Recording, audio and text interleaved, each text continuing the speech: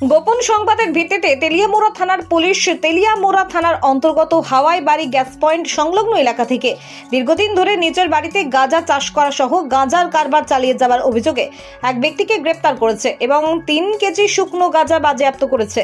গোটা বিষয় নিয়ে তেলিয়ামুড়া থানার ওসি রাজীব দেবনাথ, ডিসিএম তথা এক্সিকিউটিভ ম্যাজিস্ট্রেট হরিপদ সরকার, মহকুমা পুলিশ আধিকারিক পান্নালাল সেনকে পাশে রেখে দাবি করেছেন সুনির্দিষ্ট অভিযোগের ভিত্তিতে এই অভিযান সংগঠিত হয়েছে।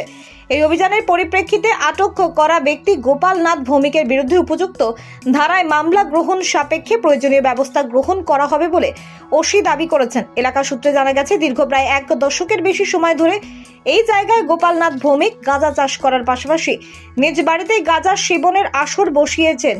এই অভিযান আগামী দিনে নেশার বিরুদ্ধে ইতিবাচক বার্তা তৈরি করতে গুরুত্বপূর্ণ ভূমিকা পালন করবে বলে ধারণা।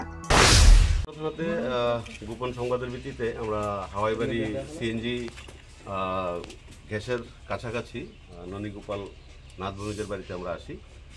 আমাদের কাছে খবর ছিল ওনার বাড়িতে গাঁজা প্ল্যান্টেশন আছে। তো যথারীতি আমরা এক্সিকিউটিভ ম্যাজিস্ট্রেট স্যারকে নিয়ে আমরা সার্চ করি এবং আমরা ওনার বাড়িতে খবরের সত্যতা পাই। ওনার বাড়িতে আমরা গাঁজা প্ল্যান্টেশন পাই।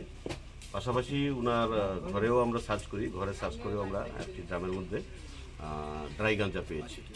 তো আজকে ওনার বিরুদ্ধে আমরা একটা এনডিপিএস ধারাতে মামলা নেব। স্যার, ড্রাই গাঁজা কত রকম হয়েছে? 3 কেজি। স্যার, এই কী করবেন যে বাড়ির মধ্যে যে এমন গাঁজা চাষ করতেছে, মানে তার বিরুদ্ধে এখন কি অ্যাকশন? আমরা এনডিপিএস একটা ওনার বিরুদ্ধে আমরা মামলা নেব। তেলিয়ামুড়া প্রতিনিধি রিপোর্ট, লংগাই টিভি।